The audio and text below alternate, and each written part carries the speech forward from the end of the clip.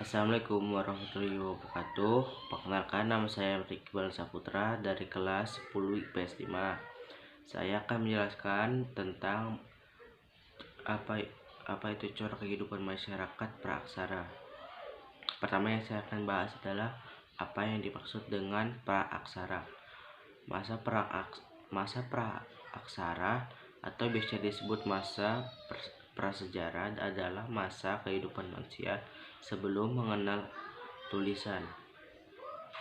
Kehidupan masyarakat Indonesia pada masa praaksara dapat dibagikan 3 masa, yaitu masa berburu dan mengumpulkan makanan, masa bercocok tanam, dan masa perundingan.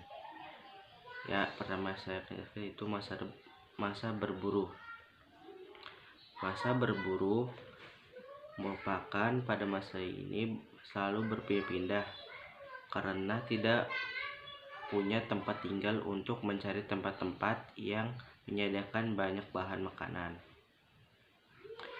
Dan biasanya alat-alat yang digunakan pada masa itu antara lain kapak perimbas untuk merimbas kayu, menguliti binatang, dan memecahkan tulang.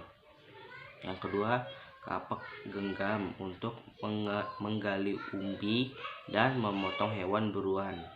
Yang ketiga, alat serpi digunakan sebagai alat pisau atau pemotong daging. Yang kedua, masa bercocok tanam.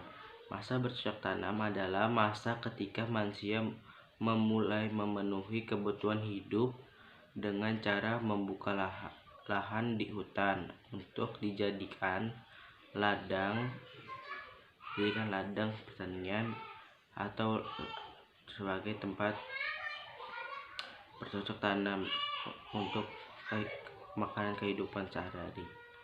Pada masa ini manusia praaksara memulai hidup menetap di suatu tempat tinggal sederhana secara berkelompok, tetapi kehidupan berburu dan mengumpulkan makanan tidak sepenuhnya ditinggalkan.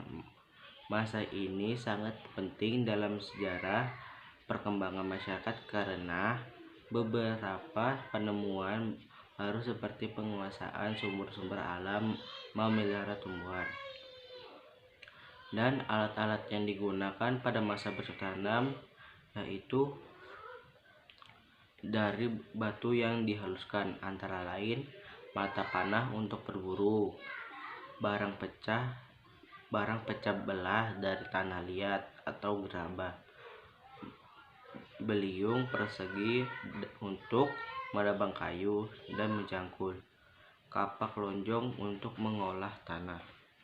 Yang ketiga adalah masa perundingan. Pada masa ini manusia sudah mengenal teknologi sederhana dan pembagian kerja. Di kehidupan pada masa perundingan, manusia purba sudah menemukan biji-biji logam dan mengenal pengolahan logam, sehingga berbagai peralatan mulai dibuat dari logam. Pertukangan dan pengecoran logam seperti perunggu, tembaga, dan besi untuk membuat barang-barang kebutuhan rumah tangga yang diperlukan dalam kehidupan sehari-hari. Meski sudah ada alat-alat dari logam, tetapi manusia purba